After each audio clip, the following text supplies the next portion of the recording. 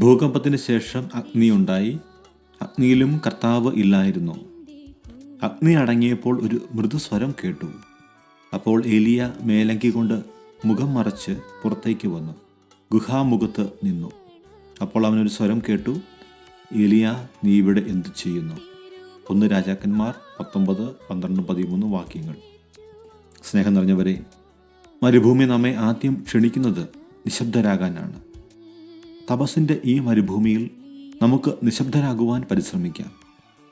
ധാരാളം ശബ്ദങ്ങളുടെയും കോലാഹലങ്ങളുടെയും ലോകത്തിലാണ് നാം. തപസ്സിൻ്റെ ഒരു പ്രധാന ഭാഗമാണ് പ്രാർത്ഥന. അതിൻ്റെ ആദ്യപടി നിശബ്ദതയും.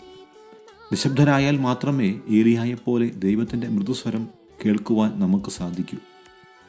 നമ്മെ നിശബ്ദമാക്കുന്നതിൽ തടസ്സം നിൽക്കുന്ന എല്ലാം അല്പമൊന്ന് മാറ്റിവെച്ചുകൊണ്ട് ഈ തപസ് കാലത്ത് അല്പം നിശബ്ദരാകാം.